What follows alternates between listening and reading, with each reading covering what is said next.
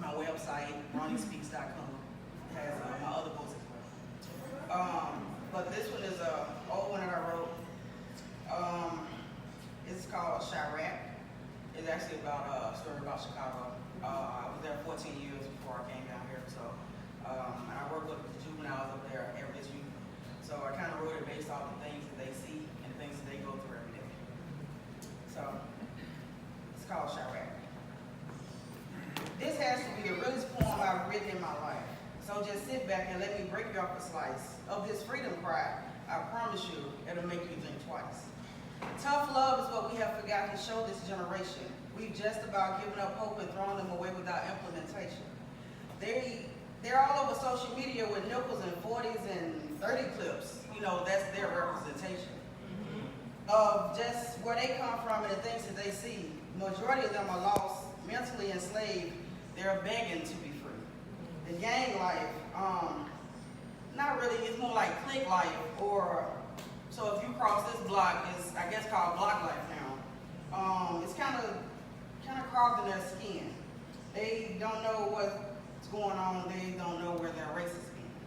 They don't even know if the next man they blowing at is the next of kin.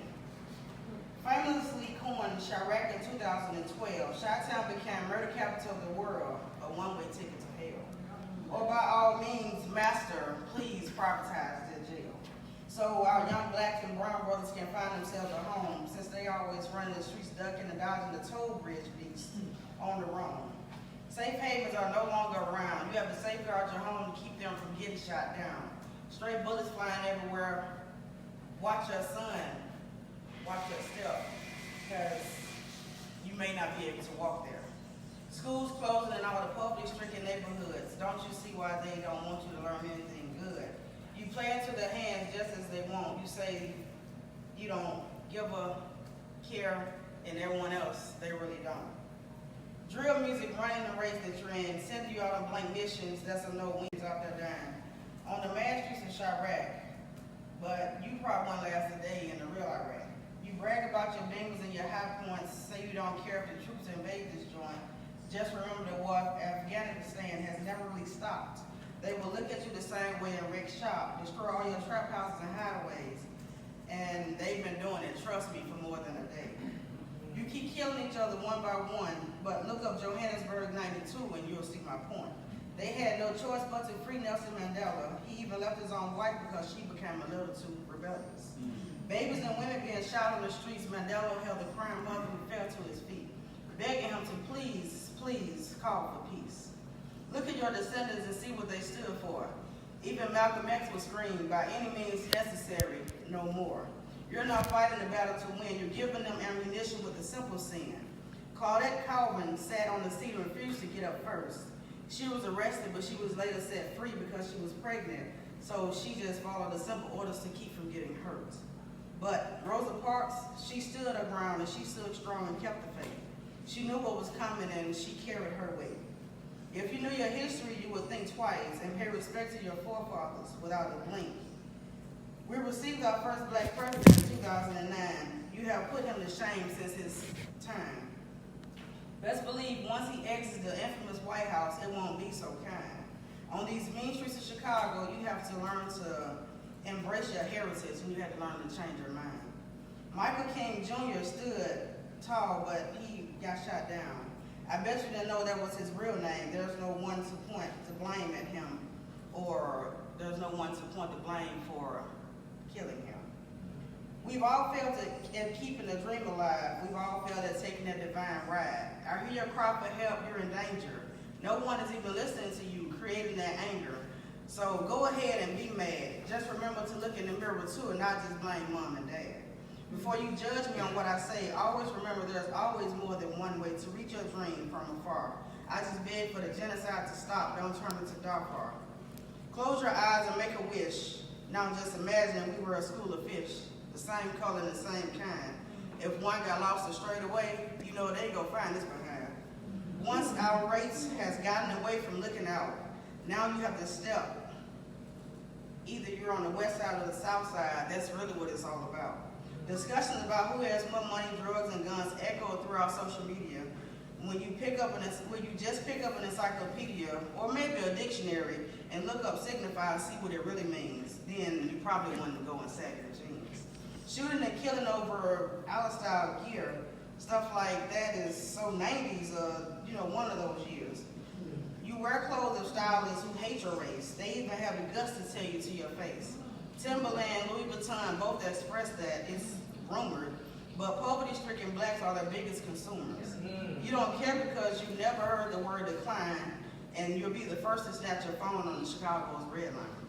Get order in your homes now and figure out how you must do that, but don't just fight back with brutality. That's, a little bit much. So much going on in the world impacting every man, woman, boy, and girl. You may not think so, but it's the truth I speak. Justice and peace is all I see. Agree with me if you should, and disagree if it makes you feel good. Just take a minute before you pull the trigger. Their consequences for your actions will be more than just another dead figure. Lay the gun down and plan for success. Don't become another statistic laid to rest. Chirac is where it all should end, and Chicago is where it all should begin.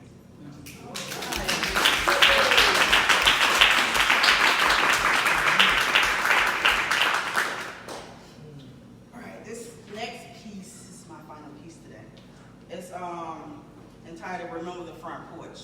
Also, that's a new poem as well. Sitting on the front porch in Mississippi in springtime, it always felt like heaven. Not too hot, not too cold, but just right. Neighbors walking out, waving as you rock back and forth. Iced tea sun-made next to you in the light blue mason jar. No one care, not one care in the world, because if it were not so, but still, what you did not know. Reflections of grandma's words echo in my head. You better beat those streetlights home.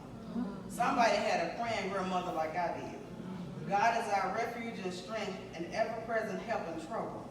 That front porch was the refuge and the protection from the rest of the world.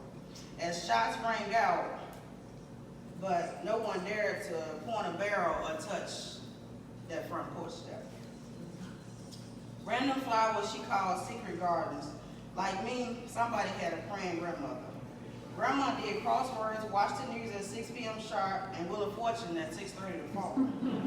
She prayed from time to time, from the time her eyes opened until she left that front porch. Young grandmothers today don't know the wealth of the front porch and don't know where all the treasure is held. Wisdom was spent on that first step, knowledge scribed on the next, ancestry painted into the third, beliefs welded into the fourth. Morals etched into the fifth, and generations to follow scattered on the sixth. The final step, voice the gossip of the church's motherboard. Neighborhood watch meetings with Bibles and prayer, sometimes a little communion to follow, if you know what I mean. Bible class on Wednesday, choir rehearsal Saturday evenings, top hat standing proud lets you know that Sunday was here.